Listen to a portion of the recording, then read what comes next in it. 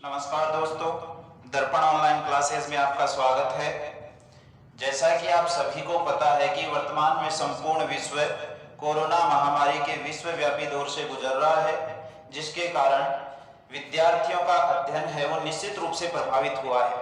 अतः आपके अध्ययन को नियमित और सुचारू बनाने हेतु हमारे संस्थान के द्वारा आगामी सभी भर्ती परीक्षाओं की तैयारी हेतु निःशुल्क ऑनलाइन कक्षाओं का आयोजन किया जा रहा है, जो आपके लिए लाभदायक सिद्ध होंगी। मैं आज आपको राजस्थान के जीके का एक महत्वपूर्ण टॉपिक राजस्थान का एकीकरण पढ़ाऊंगा, जिसके क्वेश्चन आप चाहे राजस्थान में कोई भी छोटी एग्जाम ले लो, चाहे बड़ी एग्जाम ले लो, सभी एग्जामों में उसका 1 या 2 प्रश्न निश्चित रूप से पूछे जाते हैं। तो दोस्तों, आज हम पढ़ेंगे राजस्थान का एकीकरण।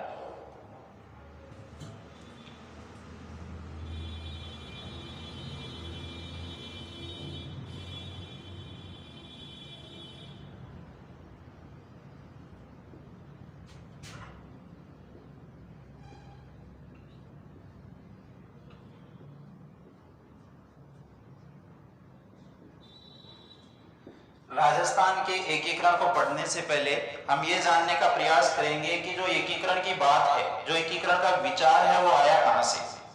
अपना देश 15 अगस्त 1947 को आजाद हुआ था और आजादी के बाद में जो अंतरिम सरकार का गठन हुआ था, उस सरकार के सामने सबसे बड़ी समस्या यही थी कि देशी रियासतों को कैसे एक करके एक अखंड भारत का निर्माण किया जाए। इसलिए इन रियासतों का समूहीकरण और एकीकरण था वो तत्कालीन समय की सबसे बड़ी आवश्यकता थी। तो सबसे पहले हम देखेंगे कि जो एकीकरण का इतिहास है वो कहां से आता है। वो कौन सा व्यक्ति था जिसने सबसे पहले भारत के या राजस्थान के एकीकरण का मुद्दा उठाया था। तो एग्जाम में काफी बार ये प्रश्न पूछा गया है कि राजस्थान या भारत के एकीकरण का विचार देने वाला जो पहला गवर्नर जनरल या वायसराय था वो कौन था। तो देखो,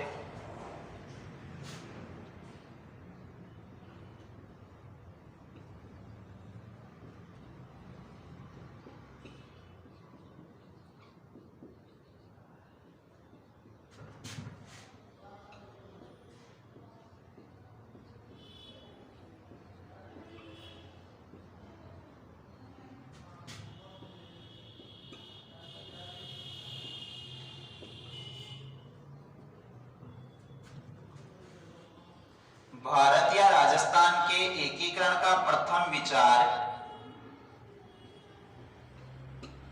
देने वाला, प्रश्न को ध्यान से देखिएगा, काफी बार डायरेक्ट एग्जाम में पूछा गया है कि भारत या राजस्थान के एकीकरण का विचार देने वाला प्रथम व्यक्ति कौन था। वो कौन सा व्यक्ति था जिसने ये कहा था कि भारत या राजस्थान का एकीकरण कर देना चाहिए। तो ध्यान रखना, काफी बार ये प्रश्न एग्जाम में पूछा गया है। तो पहला प्रश्न है आपके लिए कि भारत या राजस्थान के एकीकरण का विचार देने वाला प्रथम व्यक्ति कौन था। तो इसका जो सही जवाब है, भारत या राजस्थान के एकीकरण का विचार देने वाला जो पहला व्यक्ति था वो भारत का एक गवर्नर जनरल व वायसराय था, जिसका नाम था लॉर्ड लिनलिथगो। तो थोड़ा ध्यान रखोगे कि भारत या राजस्थान के एकीकरण का विचार देने वाला प्रथम व्यक्ति कौन था। तो आपको जवाब देना है लॉर्ड लिनलिथगो। दोस्तों, इस लॉर्ड लिनलिथगो का जो कार्यकाल भारत में रहा था वो रहा था सन 1936 से सन 1942 तक। ठीक है, इस लॉर्ड लिनलिथगो के बारे में आपको 2-3 बातें और ध्यान में रखनी है। कौन कौन सी। पहला प्रश्न तो इसका ये बन गया कि भारत या राजस्थान के एकीकरण का जो पहला विचार दिया था, जिसने ये मुद्दा उठाया था कि राजस्थान या भारत का क्या कर देना चाहिए, एकीकरण कर देना चाहिए, वो व्यक्ति कौन था, लॉर्ड लिनलिथगो, जिसका जो शासनकाल था वो रहा था 1936 से लेकर 1942 तक। इस लिनलिथगो के समय की और कुछ घटनाएं मैं आपको बताता हूं जो बार बार एग्जाम में पूछी जाती है। कौन कौन सी। देखिए, एक तो इसके शासनकाल में द्वितीय विश्व युद्ध हुआ था। आपसे डायरेक्ट एग्जाम में पूछा जा सकता है कि द्वितीय विश्व युद्ध के समय जो भारत का गवर्नर जनरल वायसराय था वो कौन था।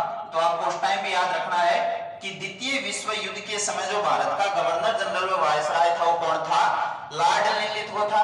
एक इसके समय की और महत्वपूर्ण घटना है, कांग्रेस के द्वारा एक प्रस्ताव अगस्त के महीने में 1940 में पारित किया गया था, जो भारत के इतिहास में किस नाम से प्रसिद्ध हुआ था? अगस्त प्रस्ताव।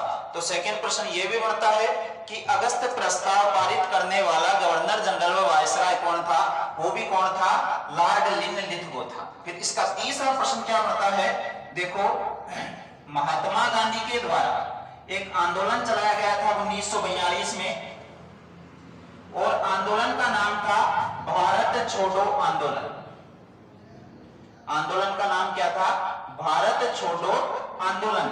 ये जो भारत छोड़ो आंदोलन था, ये भी किसके शासनकाल में चलाया गया था? लॉर्ड लिनलिथगो के शासनकाल में चलाया गया था। इस भारत छोड़ो आंदोलन के बारे में आपको ये भी ध्यान रखना है कि यह जो भारत छोड़ो आंदोलन है, ये महात्मा गांधी के जीवन का कैसा आंदोलन था? अंतिम आंदोलन था। इसके बाद में महात्मा गांधी के द्वारा भारत की स्वतंत्रता हेतु कोई भी आंदोलन नहीं चलाया गया था। तो फिर से देखना है कि राजस्थान या भारत के एकीकरण का जो पहला विचार दिया था, वो किसने दिया था? लॉर्ड लिनलिथगो ने दिया था, जिसका शासनकाल रहा था 1936 से लेकर 1942। लिनलिथगो के बारे में और आपको 2-3 बातें याद रखनी है। कौन सी? कि द्वितीय विश्व युद्ध के समय भारत का गवर्नर जनरल व वायसराय था, वो भी कौन था? लॉर्ड लिनलिथगो था। इसके अलावा अगस्त प्रस्ताव जो कि 1940 में अगस्त के महीने में पारित हुआ था, उस समय गवर्नर जनरल या वायसराय कौन था? लिनलिथगो था। इसके द्वारा भारत छोड़ो आंदोलन जब महात्मा गांधी के द्वारा चलाया गया, तो उस समय भी भारत का गवर्नर जनरल व वायसराय कौन था? लॉर्ड लिनलिथगो था। ध्यान रखना, ये भारत छोड़ो आंदोलन है, ये महात्मा गांधी के जीवन का अंतिम आंदोलन है। एक चीज का ध्यान रखना, अभी लास्ट ईयर जो सेकंड ग्रेड का एग्जाम लगा था, उसमें महात्मा गांधी के द्वारा चलाए गए आंदोलनों का क्रम पूछा गया था। तो आप वो भी यहां पर थोड़ा सा देखेंगे कि महात्मा गांधी के द्वारा अपने जीवन में जो पहली बार आंदोलन किया गया था, वो कौन सा आंदोलन था? सत्याग्रह आंदोलन था। महात्मा गांधी के द्वारा जीवन में जो किया गया पहला आंदोलन था, वो कौन सा था? सत्याग्रह आंदोलन था। फिर महात्मा गांधी के द्वारा जो दूसरा आंदोलन चलाया गया था, वो कौन सा था? ये क्रम है दोस्तों, थोड़ा याद रखोगे। महात्मा गांधी के द्वारा जो दूसरा आंदोलन चलाया गया था, वो चलाया गया था असहयोग आंदोलन। फिर महात्मा गांधी के द्वारा जो अपने जीवन का तीसरा आंदोलन चलाया गया था, उस आंदोलन का नाम था सविनय अवज्ञा आंदोलन। सविनय अवज्ञा आंदोलन। और महात्मा गांधी के द्वारा अपने जीवन का जो अंतिम आंदोलन चलाया गया था, वो था भारत छोड़ो आंदोलन। तो ये भी थोड़ा सा याद रखोगे। ध्यान रखना, इस भारत छोड़ो आंदोलन के दौरान ही महात्मा गांधी के द्वारा 2 नारे दिए गए थे, जो काफी बार एग्जाम में पूछे गए हैं। कौन कौन से? एक तो करो या मरो, कि करो या मरो का नारा महात्मा गांधी ने कौन से आंदोलन के दौरान दिया था? जवाब देना है भारत छोड़ो आंदोलन, जो कि महात्मा गांधी के जीवन का कैसा आंदोलन था? अंतिम आंदोलन था। और एक नारा दिया था अंग्रेजों भारत छोड़ो। तो इस बात को यहीं पर समाप्त करते हैं। फिर से देखना है, राजस्थान या भारत के एकीकरण या समूहीकरण का विचार देने वाला पहला व्यक्ति लॉर्ड लिनलिथगो। शासनकाल पूछ ले, कार्यकाल पूछ ले, 1936 से 1942। इसके समय की घटनाओं की थोड़ी सी चर्चा कर लेते हैं। इसके समय में एक तो हुआ था द्वितीय विश्व युद्ध। इसके समय में अगस्त 1940 में एक प्रस्ताव आया, किस नाम से प्रसिद्ध हुआ? अगस्त प्रस्ताव। इसके शासनकाल में महात्मा गांधी द्वारा एक आंदोलन चलाया गया। आंदोलन का नाम क्या? भारत छोड़ो आंदोलन, जो महात्मा गांधी के जीवन का कैसा आंदोलन? अंतिम आंदोलन। जबकि महात्मा गांधी के द्वारा चलाए गए आंदोलनों का क्रम पूछा गया सेकंड ग्रेड में कि पहला आंदोलन कौन सा? सत्याग्रह। दूसरा कौन सा? असहयोग। तीसरा कौन सा? सविनय अवज्ञा आंदोलन। और अंतिम कौन सा? भारत छोड़ो आंदोलन। एक बार आप इसका स्क्रीनशॉट ले लीजिए।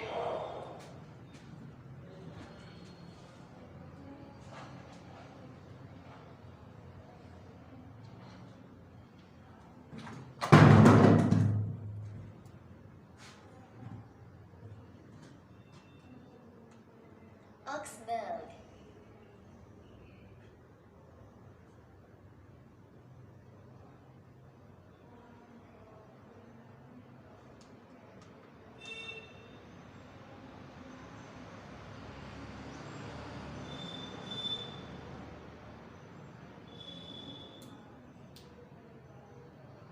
Augsburg.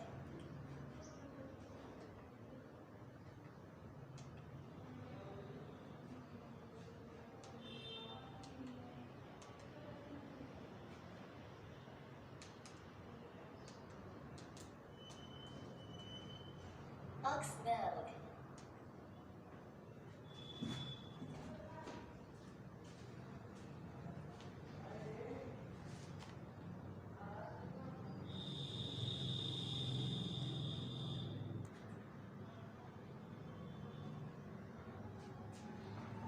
जैसा कि हमने देखा कि राजस्थान या भारत के एकीकरण या समूहीकरण का विचार देने वाला पहला जो वायसराय था वो था लॉर्ड लिनलिथगो। इसके बाद में हम एक बात और भी देखते हैं कि एक राजस्थान का भी ऐसा व्यक्ति था जिसने आजादी से पहले ही एकीकरण की बात कही थी। तो उसके बारे में देखते हैं कि राजस्थान का वो पहला शासक कौन था जिसने राजस्थान के एकीकरण का विचार दिया था।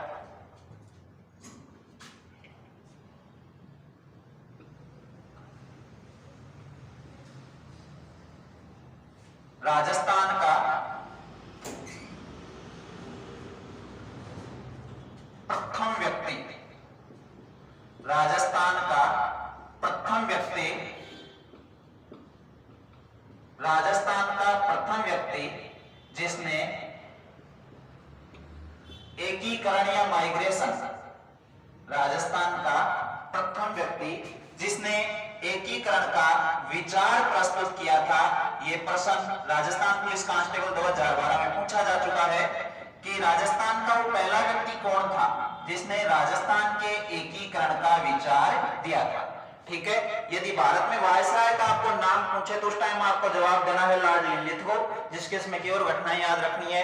अगस्त प्रस्ताव पारित हो जाता है, भारत छोड़ो आंदोलन आ जाता है, द्वितीय विश्व युद्ध हो जाता है। और यदि राजस्थान से रिलेटेड ऐसे व्यक्ति का नाम पूछे कि राजस्थान का प्रथम व्यक्ति कौन था जिसने राजस्थान के एकीकरण का विचार दिया था, तो उस टाइम दोस्तों आपको नाम याद रखना है वो व्यक्ति कौन था।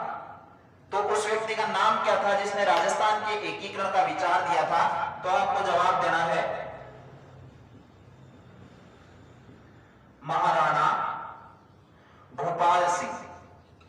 तो ये भी थोड़ा सा याद रखोगे कि राजस्थान के एकीकरण का विचार देने वाला पहला राजस्थानी व्यक्ति कौन था, उस टाइम आपको जवाब देना है महाराणा भोपाल सिंह। और ध्यान रखना है जो महाराणा भोपाल सिंह थे कहां के शासक थे, मेवाड़ के। तो अपने दो प्रश्न यहां पर तैयार है कि राजस्थान के एकीकरण का यानी कि राजस्थान या भारत के एकीकरण या समूहीकरण का जो सबसे पहले विचार दिया था वो गवर्नर जनरल तो कौन सा था, लॉर्ड लिनलिथगो था। और यदि राजस्थान की किसी व्यक्ति विशेष की बात करें तो वो कौन था, मेवाड़ महाराणा भोपाल सिंह। आगे देखते हैं।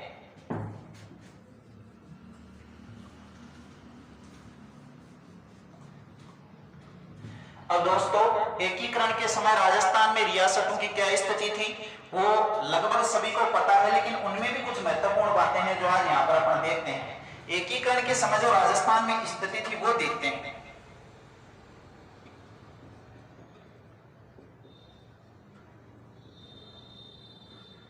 एकीकरण के समय राजस्थान की जो स्थिति थी वो क्या थी, अपना राजस्थान था वो कैसा था वो देखते हैं। फिर भारत के बारे में भी अपन यहाँ पर संक्षिप्त में विचार रखेंगे कि एकीकरण के समय भारत में रियासतों की संख्या कितनी थी, भारत में सबसे बड़ी रियासत कौन सी थी, भारत की ऐसी कौन सी रियासतें थी जो भारत में नहीं मिलना चाहती थी, वो सारी चीजें देखेंगे। लेकिन सबसे पहले अपन देखेंगे कि एकीकरण के समय में राजस्थान की स्थिति क्या थी। तो देखो एकीकरण के समय अपने राजस्थान में जो कुल रियासतें थी, एकीकरण के समय अपने राजस्थान में जो कुल रियासतें थी वो कितनी थी, 19 रियासतें थी। ये बात सभी जानते हैं कि एकीकरण के समय राजस्थान में कुल रियासतों की संख्या कितनी थी, 19 थी। लेकिन यहाँ पर एक महत्वपूर्ण बात अपन और देखेंगे कि उन रियासतों में शासन किसका था। ठीक है, तो ध्यान रखना दोस्तों, राजस्थान में इन रियासतों को अपन 3 भागों में बांट लेते हैं। राजस्थान की 19 रियासतों में से, राजस्थान की 19 रियासतों में से 2 रियासतें ऐसी थी जिन पर जाटों का शासन था।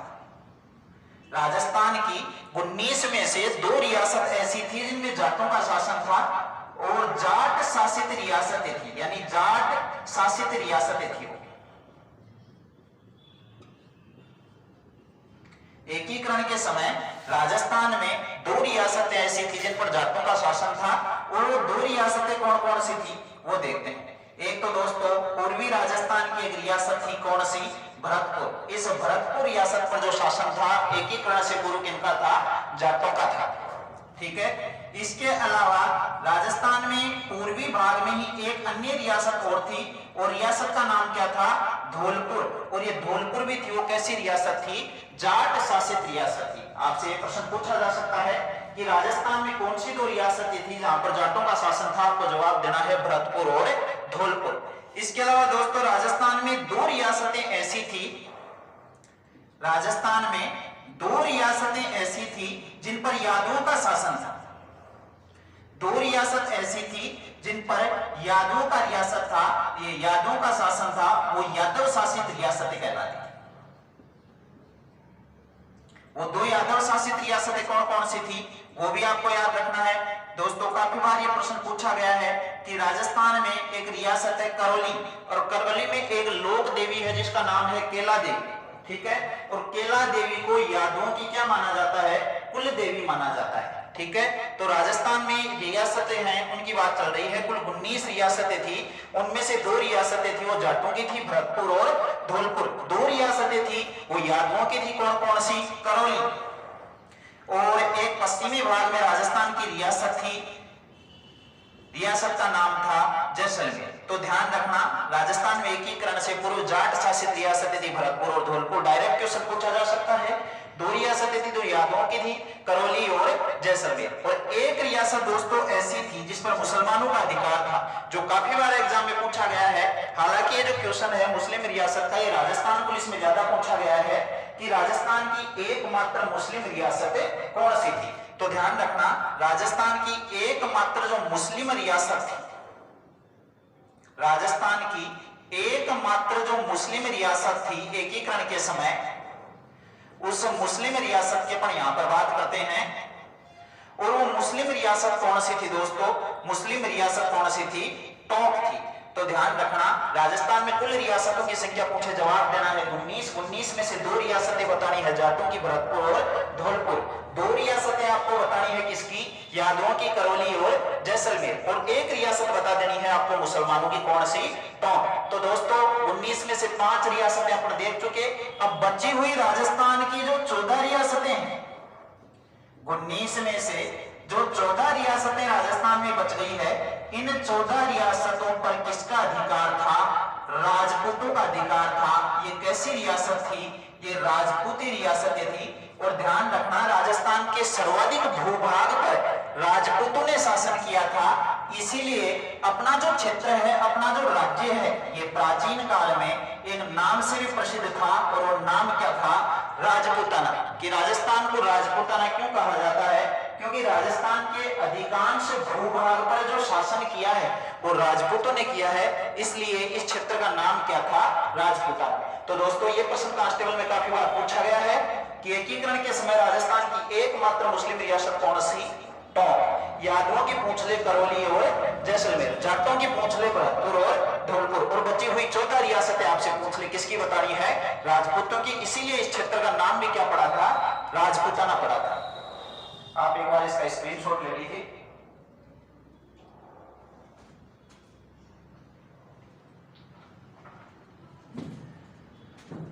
आगे स्टार्ट करते हैं। तो ध्यान रखना, राजस्थान में रियासतों की संख्या आपसे पूछे, जवाब क्या देनी है? 19 देनी है। दो यादवों की हो गई, जैसलमेर और करौली।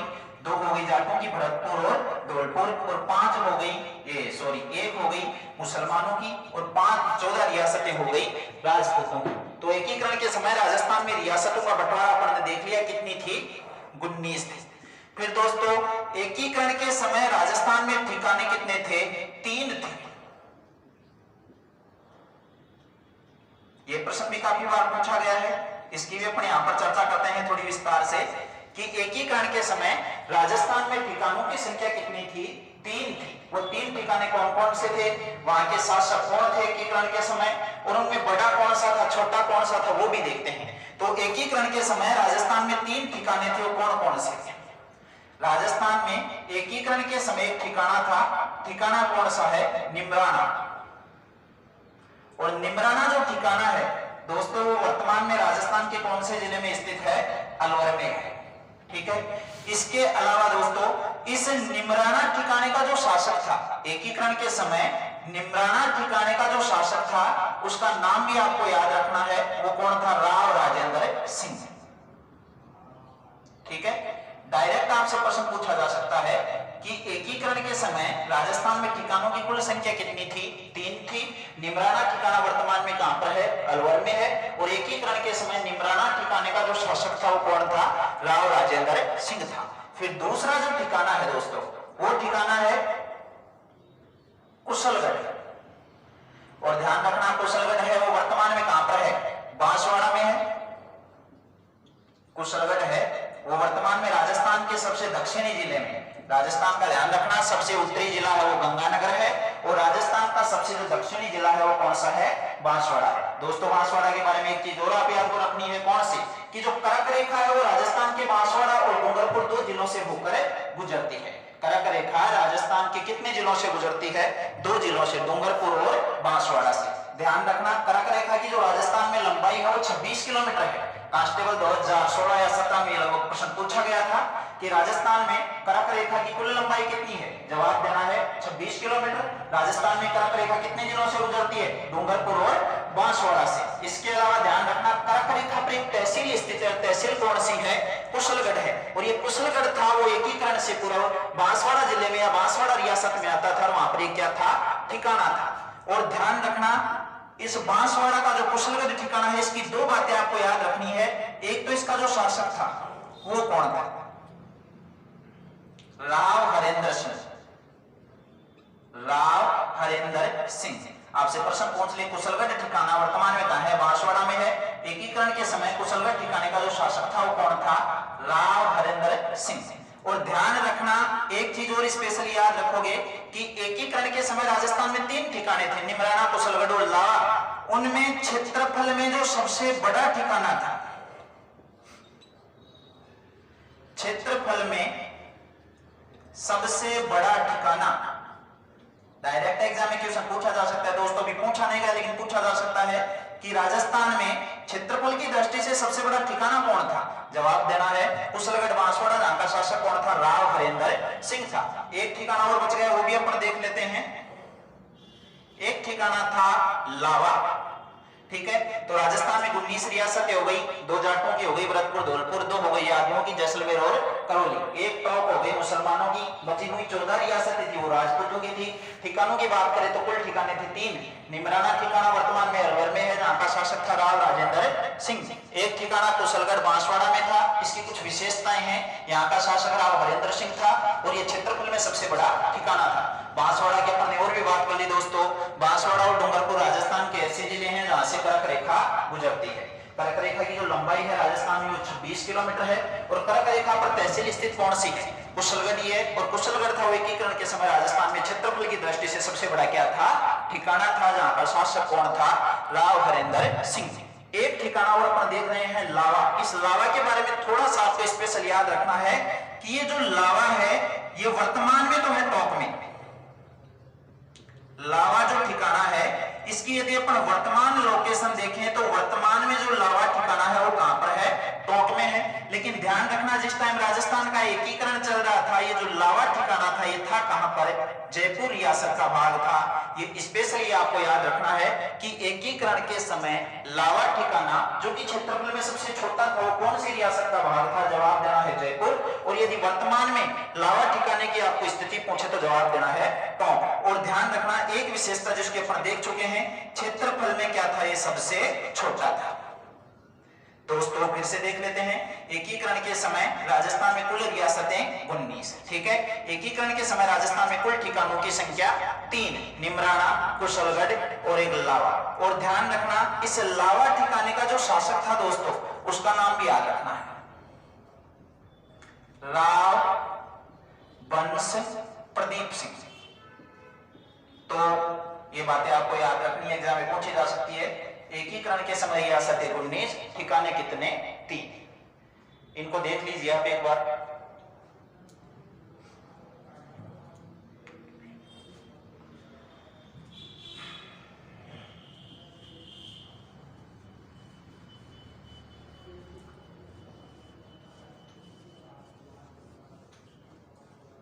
ठीक है, अब राजस्थान में रियासतें 19 हो गई, राजस्थान में ठिकाने 3 हो गए और राजस्थान में एक था केंद्र शासित प्रदेश। तो ये भी प्रश्न पूछा गया है कि एकीकरण के समय राजस्थान का एकमात्र केंद्र शासित या चीफ कमिश्नरी क्षेत्र कौन सा था? तो एकीकरण के समय राजस्थान में जो केंद्र शासित प्रदेश थे उनकी संख्या कितनी थी?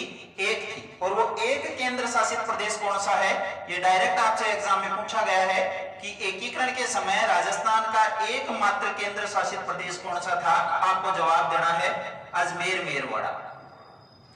एकीकरण के समय राजस्थान में रियासतें हो गई 19, राजस्थान में ठिकाने हो गए 3 और राजस्थान का एकमात्र केंद्र शासित प्रदेश चीफ कमिश्नरी क्षेत्र वो कौन सा हो गया? अजमेर मेरवाड़ा। इस अजमेर मेरवाड़ा के बारे में एक प्रश्न जो 2018 में रीट का एग्जाम लगा दोस्तों उसमें पूछा गया, वो कौन सा था वो देखते हैं।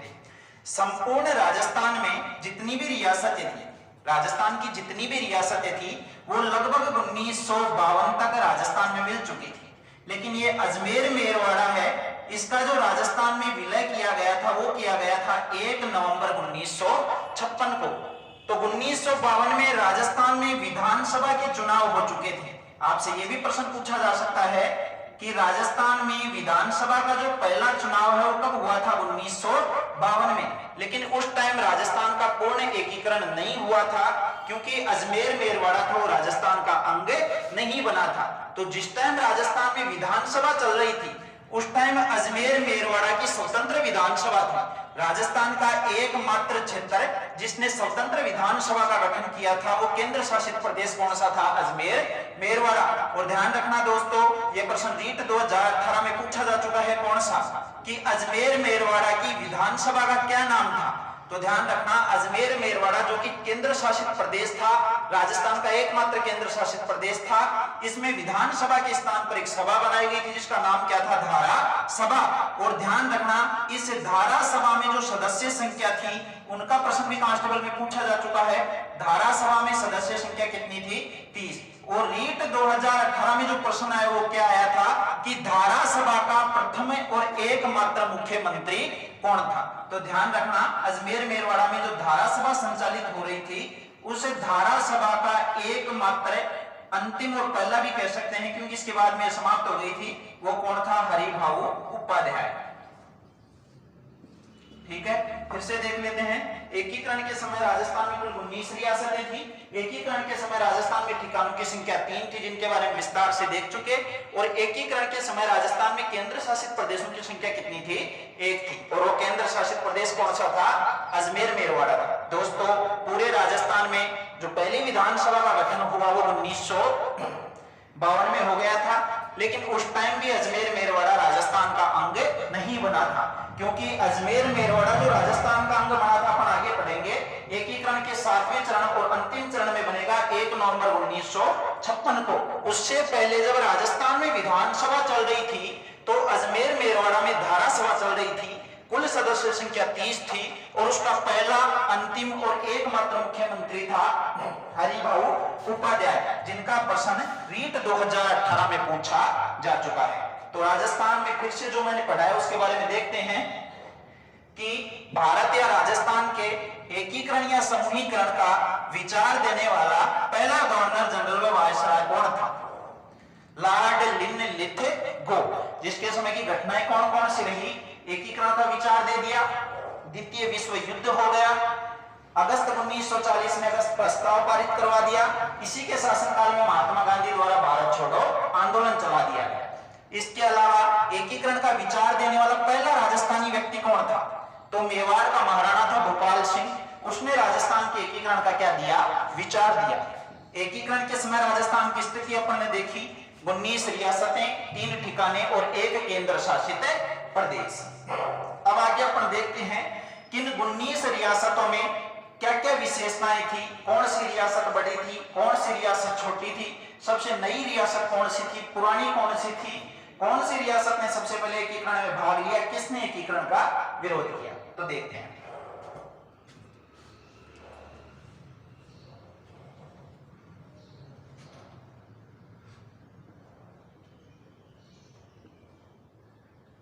एकीकरण के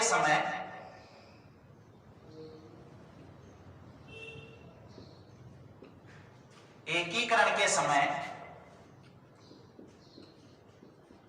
राजस्थान की सबसे प्राचीन रियासत।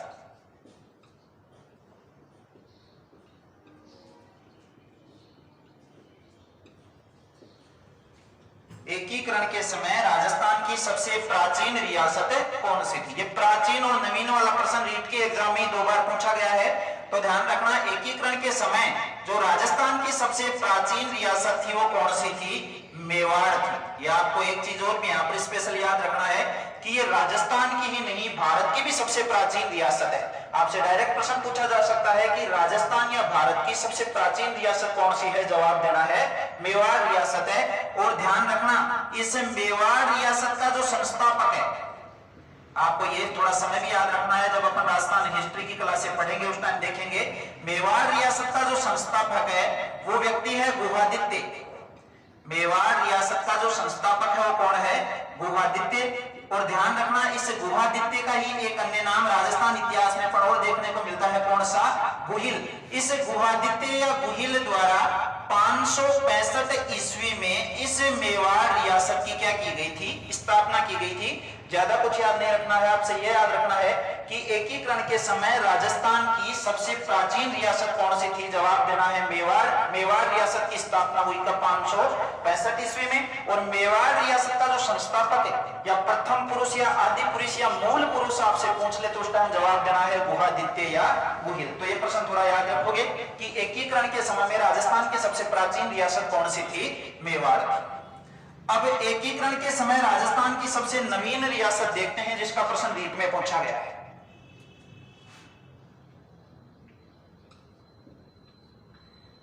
एकीकरण के समय राजस्थान की सबसे नवीन रियासत कौन सी है और उसके प्रश्न कैसे कैसे आते हैं वो देखते हैं।